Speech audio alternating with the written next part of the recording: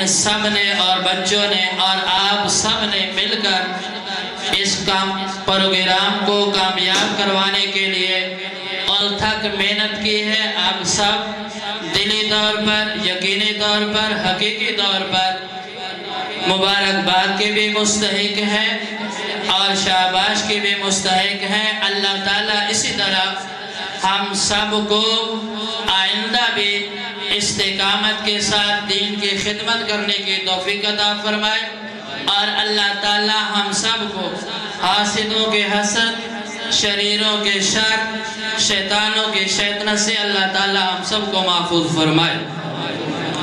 ہم لوگ جمع ہیں اس عظیم انسان اور اس عظیم نعمت کا شکر ادا کرنے کے لیے جو اللہ تعالیٰ نے ہم پر فرمایا باعث تخلیق کائنات، باعث وجود کائنات جناب محمد الرسول اللہ صلی اللہ علیہ وسلم کو اس دنیا میں بھیج کر جو اللہ نے ہم پر عظیم احسان فرمایا ہے، ہم اس کا شکر ادا کرنے کے لیے اللہ کے ہاں سر بسجود ہیں اور یہاں جمع ہے.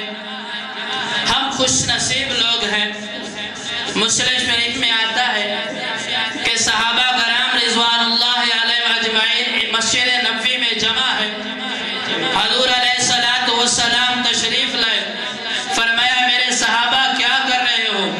تو صحابہ نے عرض کہ یا رسول اللہ صلی اللہ علیہ وسلم ہم اللہ کی حمد و ثنا کر رہے ہیں اور اس عظیم نعمت پر اللہ کا شکر کر رہے ہیں جو اللہ نے ہم پر عظیم نعمت اور عظیم احسان فرمایا، آپ کو ہم میں بھیج کر ہم اس پر اللہ کا شکر ادا کر رہے ہیں.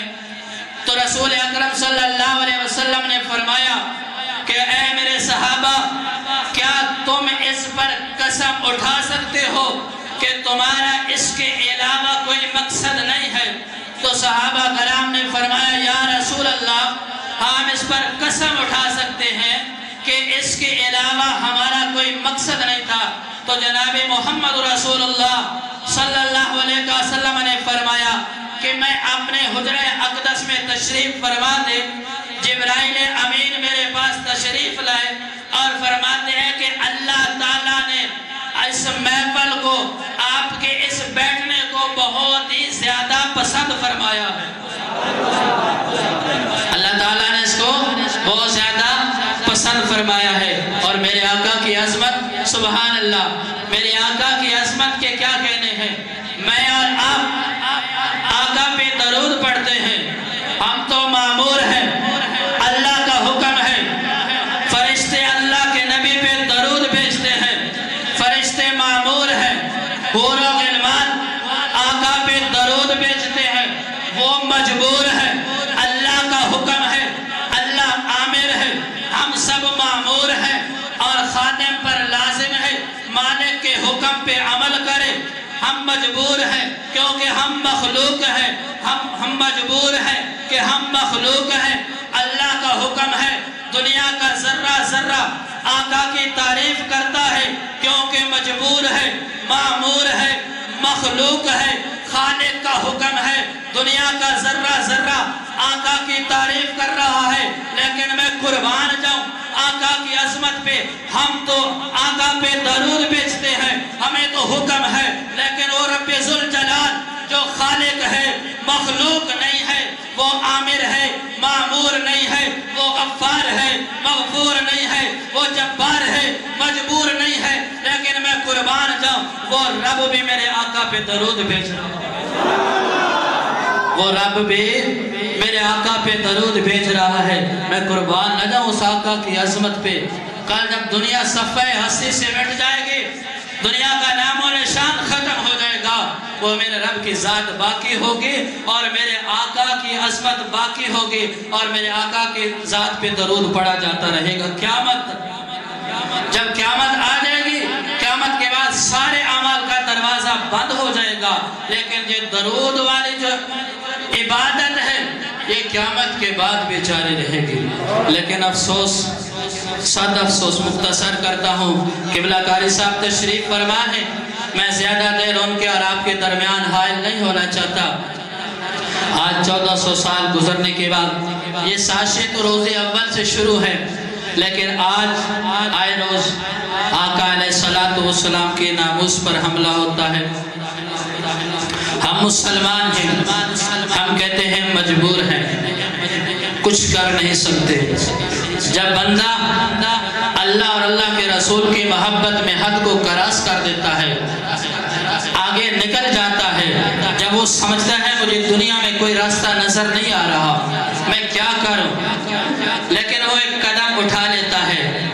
جب دنیا میں اگر اسے کوئی سہارا نظر نہیں آتا، اگر آقا کی ناموس کے خاطر وہ کوئی قدم اٹھاتا ہے تو عرش پہ بیٹھنے والا رب اس کا سہارا بن جاتا ہے۔ اس پہ ایک حدیث سنا کے بس کرتا ہوں۔ سیدنا صدیق اکبر رضی اللہ تعالیٰ عنہ ایک گلی سے گزرتے ہیں، دیکھتے ہیں کہ یہودیوں کا عالم آقا کی شان میں گستاخی کرتا ہے۔ صدیق نے اس کے چہرے پہ تھپڑ مار دیا۔ وہ آقا کے دربار میں آتے ہیں، یا رسول اللہ، آپ کے خادم نے، صدیق نے ہمارے یہودی عالم کے چہرے پہ تھپڑ مارا ہے۔ اللہ کے نبی سیدنا صدیق کو بلاتے ہیں۔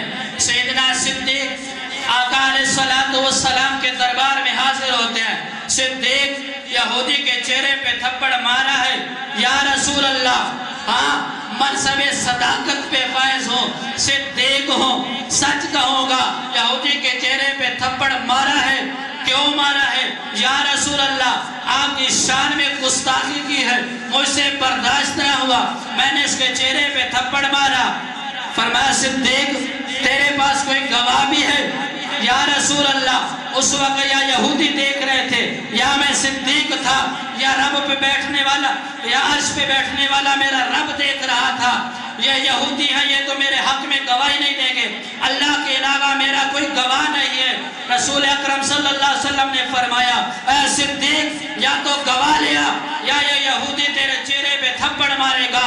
اوپر رب بیٹھنے والے رب نے، عرش میں بیٹھنے والے رب نے جبرائیل کمین کو حکم دیا، اے جبرائیل جلدی کر، میرے محبوب کے دربار میں جا، اور جا کر میرا سلام کہنا، اور کہہ دینا کہ اگر اس صدیق کا اس دنیا میں کوئی گواہ نہیں ہے تو میں عرش پہ بیٹھ کر صدیق کی صداقت کی گواہی دیتا ہوں۔ اگر صدیق کا دنیا میں کوئی گواہ نہیں ہے تو میں رب عرش پہ بیٹھ کے گواہی دیتا ہوں۔ جب بندہ اللہ اور اللہ کے رسول کی محبت میں نکل پڑتا ہے، پھر اسے دنیا کے کسی سہارے کی ضرورت نہیں ہے۔ یہ تو باتیں ہیں جو ہم کر سکتے ہیں، لیکن ہم مسلمان، چلو اس نے گستاخی کی ہے، وہ ملعون، وہ تو مانتا ہی نہیں ہے، اور ہم جو مسلمان ہیں، ہم نے اس نبی کا کلمہ پڑھا ہے، ہم ماننے والے ہیں، ہمیں بھی چاہیے کہ ہم بھی ذرا اپنے گریبان میں جھانکیں کہ وہ غیر مسلم ہو کر گستاخی کر رہا ہے، کیا ہم مسلمان ہو کر اس نبی کا کلمہ پڑھ کر کہیں ہم بھی اس کی گستاخی تو نہیں کر رہے؟ صبح سے لے کر شام تک آقا علیہ السلام کے کتنے فرمانوں کی نافرمانیاں کرتے ہیں، آقا علیہ السلام کی کتنی سنتوں کی بے حرمتی کرتے ہیں۔ ہم مسلمانوں کے بھی سوچنا چاہیے۔ اللہ تعالیٰ سے دعا ہے جو کچھ پڑھا سنا، اللہ تعالیٰ ہم سب کو اس پر عمل پیرا ہونے کی توفیق عطا فرمائے۔ وما علینا الا البلاغ المبین۔ آقا کی پیاری باتیں ہمیں سنا رہے تھے۔ دعا ہے کہ رب کائنات ان کے علم میں مزید رحمت اور برکت عطا فرمائے۔ میں بلا تاخیر و تمہید جناب شاہ زید صاحب آپ سے ملتمس ہوں کہ آپ مائک پر تشریف لائیں اور کریم لجبال آقا کی بارگاہ میں 5 سے 7 منٹ کی حاضری آپ کی مقصود ہے۔ اللہ تبارک و تعالیٰ آپ کی حاضری قبول فرمائے۔